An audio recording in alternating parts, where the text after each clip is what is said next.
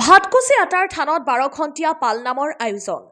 ৰাইজৰ কুশলাৰ্থে শ্ৰী শ্ৰী কেশৱ চৰণ আটা প্ৰতিষ্ঠিত ভাতকুছি আটাৰ থানত 30 মাঘ 1432 ভাস্কৰাব্দ 13 ফেব্ৰুৱাৰী 2026 ইংৰাজী তাৰিখ শুকুৰবাৰে দিনজোৰা ভক্তিমূলক পৰিৱেশত 12 ঘণ্টীয়া পালনাম অনুষ্ঠান আয়োজন কৰা হৈছে।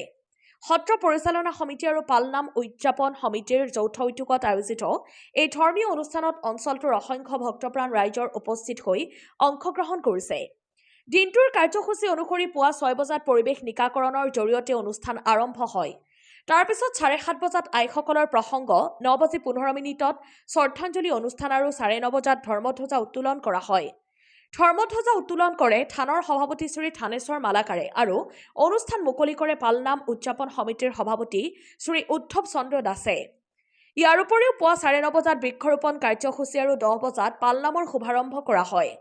পালনাম শুভাৰম্ভ কৰে বৰপেটা সত্ৰৰ ডেকা সত্ৰীয়া গৌতম পাঠকদেৱে। বৃক্ষৰোপণ হিচাপে বিশিষ্ট শিক্ষাবিদ আৰু সাহিত্যিক শ্ৰী অক্ষয় কুমাৰ মিশ্ৰ উপস্থিত থাকে। লগতে প্ৰাক্তন বিধায়ক গুণীন্দ্ৰ নাথ দাস, ডাক্তৰ কমল কৃষ্ণ দাস, বিশিষ্ট লেখিকা কাঞ্চন দাস আদি বহু গণ্যমান্য ব্যক্তিয়ে অনুষ্ঠানত অংশগ্ৰহণ কৰে।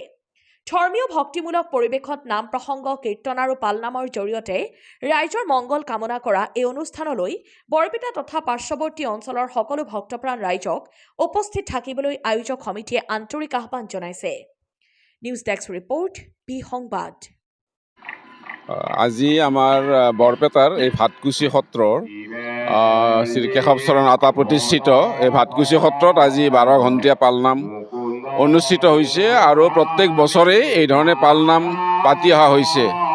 আৰু এই পালনামৰ মাজেদিয়ে গুৰুজনাই সেই সময়তেই আমাৰ ধৰ্ম প্ৰচাৰ কৰিছিল আৰু বিপদৰ সময়ত কি ধৰণে মাধৱ পুৰুষৰ আৰু লগতে হৰি জোঁৱাইৰ মুক্তিৰ কাৰণে প্ৰাৰ্থনা কৰিছিল। তেতিয়াৰ পৰা এই ধৰণে পালনাম আমি কৰি আহিছোঁ আৰু ইয়াৰ মাজেদি আমাৰ গুৰুজনাৰ সংস্কৃতি সদায় প্ৰচাৰ হৈ আহিছে আৰু গুৰুজনাই ধৰ্মত বিভিন্ন সম্প্ৰদায়ৰ লোকক, বিভিন্ন ধৰ্মৰ লোকক ইয়াত সন্নিৱিষ্ট কৰিছিল। গাৰোৰ, গোবিন্দ, নগা, নৰোত্তমকে আদি কৰি এই সকলোকে আনি, ডাঙৰ সৰু সকলোকে আনি তেওঁ সমন্বয়ৰ সৃষ্টি কৰিছিল নামঘৰৰ মাজেৰে। এখন সাম্যবাদী সমাজ গুৰুজনে সৃষ্টি কৰিছিল। জাতি, ধৰ্ম, বৰ্ণ নিৰ্বিশেষে সকলোৱে তেওঁৰ ওচৰত শৰণ লৈছিল আৰু মহাপুৰুষৰ এই আদৰ্শৰে আমি বৰ অসম গঢ়িব পাৰিম। গতিকে গুৰুজনাৰ আদৰ্শ জীয়াই ৰখাটো আমাৰ প্ৰতিগৰাকী অসমীয়াৰ কৰ্তব্য আৰু এই পালনামো এটা সেই ধৰণৰ সংস্কৃতিৰ এটা অংশ। আৰু মই আশা কৰিম যে আমাৰ যি নতুন প্ৰজন্ম আহিছে, এই নতুন প্ৰজন্মই যাতে গুৰুজনাৰ এই ধৰ্মত দীক্ষিত হয় আৰু ধৰ্মৰ আদৰ্শ প্ৰচাৰ কৰে। গুৰুজনাই সেই সময়তে কুকুৰৰ শৃগাল গদ্দ ভৰোৱাত মাৰাম, জানিয়া সবক পৰি কৰিবা প্ৰণাম বুলি কৈছে। সতীৰ ৰাধিকাৰ দৰে এগৰাকী নিঃকুলৰ নাৰীক তেওঁক যথাযোগ্য স্থান দি থৈ গৈছে। এইবিলাক সামাজিক পৰিৱৰ্তনৰ ক্ষেত্ৰত ডাঙৰ পদক্ষেপ বুলি ক'ব পাৰি। গতিকে গুৰুজনাৰ সেই আদৰ্শ, সেই বাণী এনেকুৱা ধৰণৰ অনুষ্ঠানবিলাকৰ মাজেৰে আমি ৰাইজৰ ওচৰত লৈ যাব পাৰোঁ। আজি ভাতকুছিতো আজি ইয়াত হিন্দু লোকসকলো আহিছে, অন্য সম্প্ৰদায়ৰ লোকসকলো ইয়ালৈকে আহিছে আৰু সকলোৱে ইয়াত অংশগ্ৰহণ কৰিছে আৰু গোটেই অঞ্চলটোতে এক সাংস্কৃতিক পৰিৱেশৰ সৃষ্টি হৈছে। গতিকে ভাতকুছি সত্ৰই সেই ধৰণে গোটেই অঞ্চলটোত এক সাংস্কৃতিক, এক ধাৰ্মিক তেওঁলোকে নেতৃত্ব দিব পাৰোঁ, আন্দোলনৰ নেতৃত্ব দিব বুলি মই আশা ৰাখিছোঁ।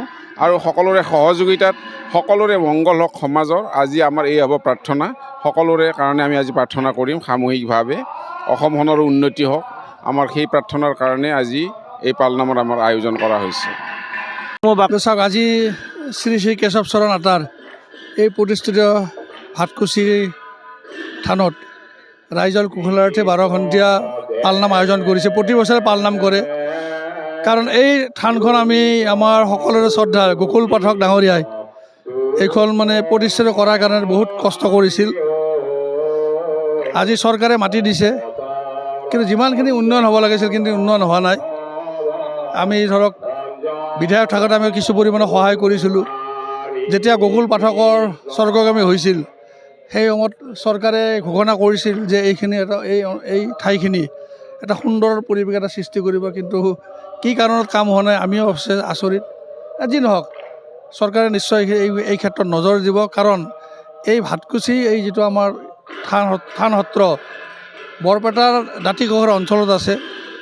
কাৰণ এই থানৰ পৰাই আমি যদি চাওঁ যে বিভিন্ন ধৰ্মৰ মানুহে বাস কৰে, গতিকে মই ভাবোঁ যে আমাৰ মাজত সম্প্ৰীতি ৰক্ষা কৰিব লাগিলে, আমাৰ মাজত ভাৱৰ আদান প্ৰদান কৰিব লাগিলে আৰু অসমীয়া জাতি সংস্কৃতিক ৰক্ষা কৰিব লাগিলে এই সত্ৰৰ প্ৰতি চৰকাৰ বা ৰাইজে নজৰ দিব লাগিব। তেতিয়াই হয়তো মই ভাবোঁ যে গুৰুজনাৰ যি আদৰ্শ, এই আদৰ্শ সকলো পিনে বিয়পি যাব বুলি আমি আশা কৰিব পাৰোঁ। আজি এই পবিত্ৰ স্থানত, যি স্থানত শ্ৰীকৃষ্ণই ৰুক্মিণীক হৰণ কৰি যাওঁতে এই স্থানত ৰথ ৰখাইছিল আৰু এই পবিত্ৰ স্থানত শ্ৰীকৃষ্ণই মাটি চেলেকি চাইছিল যাতে ঘোঁৰাবিলাকে ঘাঁহ খাওঁতে সিহঁতৰ শাৰীৰিকভাৱে কোনো ধৰণৰ যাতে ক্ষতি নহয়। আৰু সেইকাৰণে এই পবিত্ৰ স্থানখনক অতীজৰে পৰা চাকলাৰ পথাৰ বুলি আমি জনাজাত।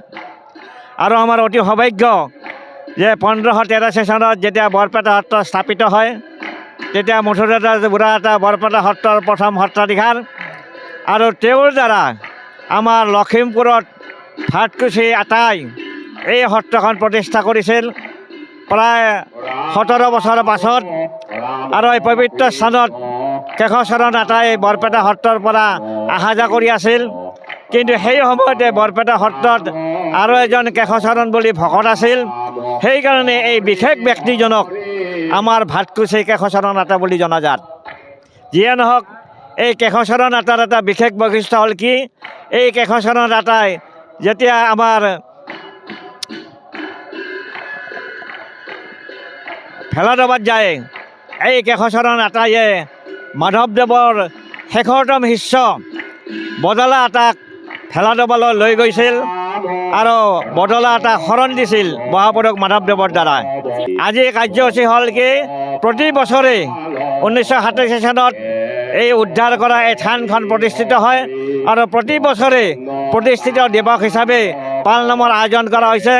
আৰু আজি সেই অনুৰূপ হিচাপে 12 ঘণ্টীয়া পালনাম আমি আয়োজন কৰিছোঁ। আৰু ইতিমধ্যে আপোনালোকে দেখিছে যে বৰপেটা সত্ৰৰ ডেকা সত্ৰীয়া বাপজনে পালনাম আৰম্ভ কৰিছে। গতিকে সৰু বাপ বন্ধৱ আই মাতৃ শ্ৰী চৰণত বিনম্ৰভাৱে অনুৰোধ কৰিছোঁ, এই পবিত্ৰ স্থানত যাতে আপোনালোকে আহি এই পালনামত অংশগ্ৰহণ কৰে।